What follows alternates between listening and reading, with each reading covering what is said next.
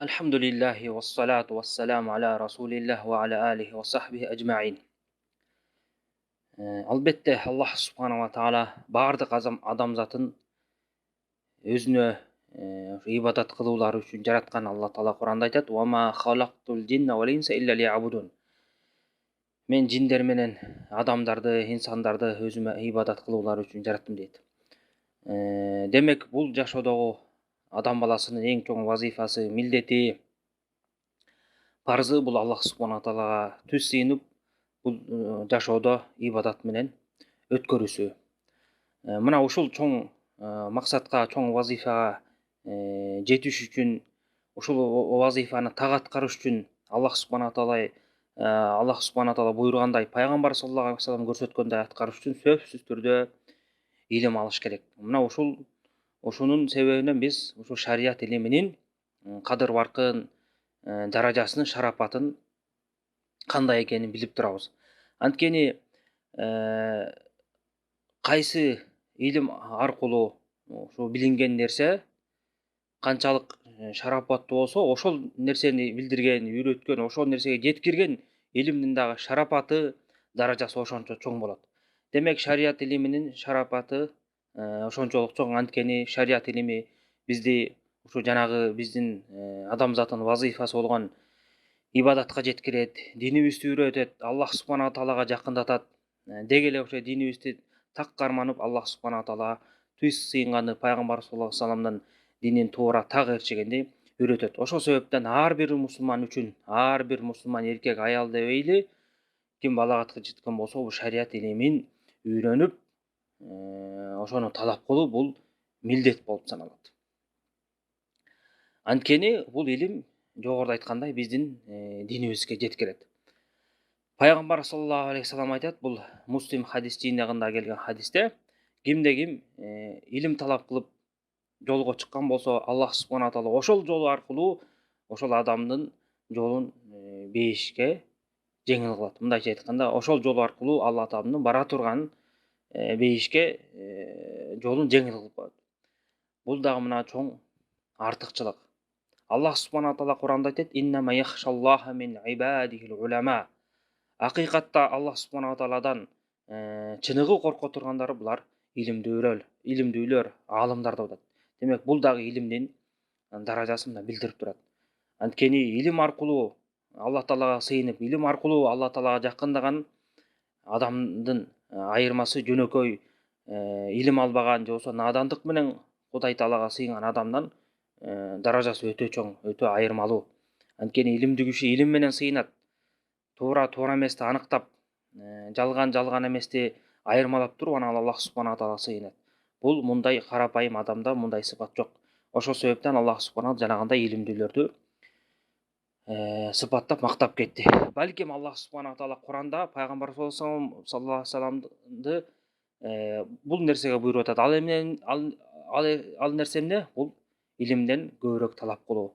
Ошондо Аллах субхана Куранда айтып атат: "Кур Робби зидни илма." Айткын ey Мухаммад, Роббим менин илимимди көбөйткүн деп айткын деп атат. Мына башка жерде карасак, Куранда башка жерде Аллах субхана таала эч качан башка нерселерден көбүрөөк сураганда ал пайгамбарыбызга буйруган эмес. Бир гана ушул илимди көп сура деп пайгамбар саллаллаху алейхи вассалам буйруп атат. Анткени эмне? Анткени илим бул диндин башаты, жакшылыктын, шариаттын ачкычы болгон бул илим. Ошол себептен пайгамбар саллаллаху алейхи вассалам ушу пайгамбар болгондон баштап дүйнөдөн көз өткөнгө чейин илим талап кылып, Аллах субхана тааланын жиберген вахийсин каалап, ушу өтөрүп өткөнгө чейин ушул нерсе менен алек болуп өткөн. Жана ошондой эле өзүнүн сахабаларын, аларды ээрчкен деле сахабалардан кийинки жалпы үммөттү дагы ушул шарият илимине көңүл бурганга, шарият илимине кызыкканга үндөп, ушул нерселерди үйрөтүп кеткен. Ошондуктан ар бир мусулман биз ушул шарият илимин үйрөнүшүбүз керек. Анткени бул илим, шарият илими бардык илимден жогору турат. Бул илимди үйрөнгөн адам өзүнө биринчи жакшылык кылат, жана ошондой эле башка адамдарга дагы, башка мусулмандарга дагы жакшылык кылып, жакшылык жеткирет. Анткени эмне? Бул илим менен биз акыретке даярданабыз. Алла таалага жакындайбыз. Бул жалган дүйнө, убактылуу дүйнөгө алек болбойбуз. Чыныгы бул дүйнөдөгү максатыбызды билип, кийинки чыныгы жашоо, түбөлүктүү жашоого даярданабыз. Ошондуктан ар бир мусулмандын милдети бул илим алып, шариат илим аркылуу Алла Таалага жакындап, Алла Таалага сыйынуу. Эми албетте илим талап кылуу бул жалпы жонунан эки түрдүү болот. Биринчиси фард айын деп коет. Фард айын деген ар бир мусулман эркек аял, балагатка жеткен эркек аял сөзсүздө үйрөнө турган илим.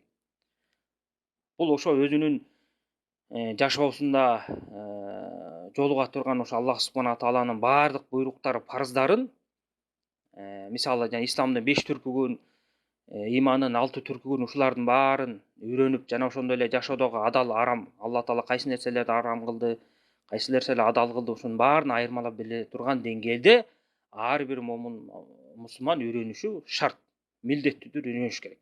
Мисалы исламдын 5 түркүгү бар, ошонун алгачкысы Аллах субхана тааладан башка сыйынууга татыктуу зат жок, Мухаммадтын элчисиден күбөлүк, ла иляха иллаллах. Муну ар бир мусулман мына үйрөнүш керек. Бул келименин эмне маанисин, туура маанисин, шарттарын, жана бул нерселерди буза турган ширк күнөөлөрдүн, анын түрлөрүн, мына ушунун баарын тактап билиш керек. Кудай Таалага түз сыйынууну үйрөнүш керек. Алла Тааланын жалгыздыгын билиш керек. Алла Таала ибадатта жалгыз, Алла Таала өзүнүн ысым сыпаттарында жалгыз экен, Алла Таала өзүнүн кылган иштеринде жалгыз экен, ушунун баарын үйрөнүп, ушуну сактай билиш керек. Жана ошондой эле намазды мына ар бир мусулман адам, намаз деген эмне, канча убакыт намаз окулат, кайсы убактарда, кандай шарттар менен, кандай өкүмдөр бар, мунун баарын тең так билип үйрөнүш керек ар бир мусулман. Ошондой эле ошондон кийинки мына зекет, эгерде кимдин ошо мал мүлкү, байлыгы зекет өлчөмүнө жеткен болсо, ошо кандай, кайсы мал мүлктөн зекет чыгарылат, кантип чыгарылат, кайсы убакта чыгарылат, ушунун баарын үйрөнүш керек. Ошондой эле орозо кармаган ар бир адам орозо кантип кармалат, кайсы убактан башталат, эмнелер бузат, бузбайт, ушунун баарын үйрөнүш керек. Жана ошондой эле мына ажылыкка бара турган мүмкүнчүлүгү болгон адамдар дагы ажылыкка барардын алдында сөзсүз ажылыктын өкүмдөрүн үйрөнүш керек. Кантип аткарам, канткенде ажылыгым толук болот деп. Мына ушунун баарын бул жашоодо үйрөнүш керек. Жана ошондой эле бул жашоодо арам нерселер кайсылар? Зына, киши өлтүрүү, арак ичүү, алдоо, тоноп кетүү, каракчылык кылуу, мына ушунун баарын өкүмдөрүн баарын билип, бул исламда арам экенин билип, ушунун баарынан алыстап жүрүү. Жана ошондой эле акыйдага байланыштуу имандын түркүктөрү, Алла Таалага иман келтирүү, периштелерге, пайгамбарларга, китептерине, тагдырга, кыямат күнүнө, мына ошого окшогон ар бир жеке мусулман үйрөнө турган парыздардын баарын ар бир мусулман үйрөнүп, ошого амал кылыш керек. Анткени бул нерселер жашоосунда күнүмдүк кездешиши ыктымал, же жыл сайын, же ай сайын кездешүүчү ибадаттар. Эгерде мунун баарын үйрөнүп билбеген болсо, бир күнү болбосо бир күнү жаңылып, туура эмес иштерди аткарып алышы ыктымал. Андан кийинки экинчи түрү бул фарды кифая деп коет. Бул баардык адамдарга милдет эмес, бул ошол мусулмандардын арасынан же бир кайсы аймакта, же област, же район деп коелу, же болбосо бир мамлекетте жетиштүү кишилер үйрөнүп, ошону башкаларга жеткире турган болсо, бул ошо үйрөнүлдү, баардык мусулмандар парыздан кутулду деп аталат. Мисалы, Кыргызстан деп коелу. Кыргызстанда ошол шариат илимин баардык түрүн, мустахаб, парыздарын, шариатка керектүү баардык түрүн үйрөнө турган сөзсүздө илимдүү адамдар болуш керек. Эгерде баары тең шариаттын баардык жагынан, мына сот жагынан, экономика жагынан, соода сатык жагынан, мамиле жагынан ушунун баарын, ушунун өкүмдөрүн үйрөнө турган адамдар жок болуп, ошону үйрөнбөстөн элге таратпай коюшса, анын баары тең күнөөлүү болот. Эгерде ошол адамдардын катарынан жетиштүү деңгээлде адамдар чыгып, ошол нерселерди үйрөнүп, шариаттын баардык жагынан толук өкүмдөрдү, анан ошону элдерге жеткирип, даават кылып, элдерди жакшылыкка чакырып, жамандыктан кайтарышкан болсо, анда элдин баары кутулат. Эң негизгиси, ошол кайсы аймак болбосун, кайсы мамлекет болбосун, кайсы жер болбосун, ошол адамдарга динди түшүндүрө турган, элдерди туура багытка салып, оңдой турган адамдар болуш керек жетиштүү деңгээлде. Эгерде ошондой адамдар жетиштүү деңгээлде болбой калган болсо, анда баардык адамдар күнөөлүү болуп калат. Мына бул фарды кифая дейт. Ошондой эле шариат илимин дагы, шариат илиминин баардык жагынан үйрөнө турган, майда чүйдө мустахаб, парз амалдардын баарын үйрөнө турган сөзсүз түрдө жетиштүү деңгээлде илим талап кылган адамдар болуш керек. Анткени ислам дининин таалими, ислам дининин адеп ахлагы, ислам дининин уланышы бул токтобостон кетип туруш керек. Эгерде илим алган адамдар жок болуп, илим талап кылган адамдар жок болуп калса, бул нерсе токтоп калышы ыктымал. адамдар ушунун аркасынан надандыкка, жахилдикке, караңгылыкка батып калат. Ошол себептен ушундай деңгээлдеги адамдардын баары тең үйрөнүп жеткиришибиз керек. Мына ошо кыскача шарият илиминин парыздуулугу ушунда. Жана шарият илиминин шарапаты дагы ушунда. Демек, ар бир адам бул нерсени үйрөнүп, өзүнө жеке тиешелүү болгон ибадаттары, анан өзүнө тиешелүү болбогон жалпы мусулмандарга керектүү болгон жалпы илимди ошо жетиштүү деңгээлде дагы мусулмандардын арасынан чыгып үйрөнө турган адамдар болушу шарт. Эми биз бул диндин парыздыгын билдик, эки түрлүү болгон. Эми демек, илим талап кылганда дагы бул илим, бул шарият илими аманат. Ибн Сирин деген чоң табиин киши өткөн. Бул табиин деген ошо сахабадан таалим алган кишини айтат. Ошол киши айтат, бул ошол кишинин сөзүн имам Муслим деген ошо Сахих китебиндеги бет ачарында алып келген. Ал эмне деп айтат? Бул силердин талап кылып аткан илимиңер бул дин. Демек, ошол диниңерди кимден алып атасыңар, ошону карагыла деген. Демек, бул дин аманат. Ошо диндеги илим да аманат. Биз ошол илимди кимден талап кылып атабыз, ошону биз карашыбыз керек. Демек, илим талап кылган ар бир мусулман эркек ошо жакшы устат, жакшы мугалим тандаш керек. Бул чыныгы динди үйрөтө турган мугалимди тандаш керек. Курандын негизинде, сүннөттүн негизинде, алгачкы муун салафы салихтердин чүнүгүнүн негизинде илимди үйрөтө турган ахли суннанын акыйдасын үйрөтө турган устатты таап үйрөнүү бул дагы милдет болуп саналат. Албетте, эгерде ушундай жеңилдик кимге ачылган болсо, ошону карманыш керек. Эгерде устатынан түзмө-түз илим алганга мүмкүнчүлүк болбосо, анда китеп аркылуу, жазган китептер аркылуу, жаздырган лекциялар аркылуу, сабактар аркылуу үйрөнүп билиш керек.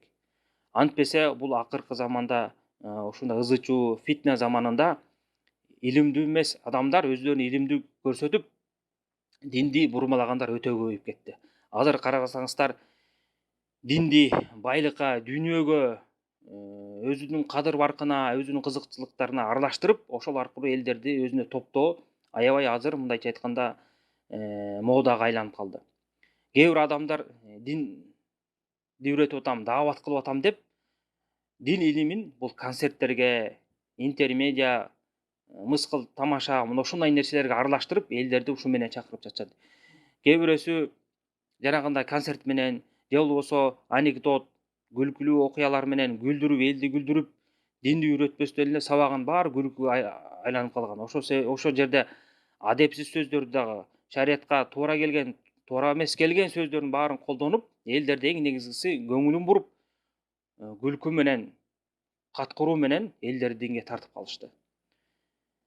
Кээ бирөөсү алыс жерге сапарга барышып, алыскы мигранттардын чөнтөгүн кагып, диндин атын жамынып, ар кандай чоң спорт сарайларда, же болбосо бир театр, маданият үйлөрүндө концерт уюштурушуп, ошакта элдердин акчасын соруп, ошондой жол менен динди таратабыз деп, динди байлыкка, дүйнөгө аралаштырып алышкан. Мунун баары тең эмне? Бул болбойт. Пайгамбар саллаллаху алейхи вассалам илим үйрөнүүнүн жолун көрсөтүп кеткен сахабалар, табиин, баары андан кийинки алымдар илим кандай талап кылынат, ошону көрсөтүп, адеби ахлактарын, илимдин адебин, илимдин жолун баары көрсөтүп, жолуна салып кетишкен.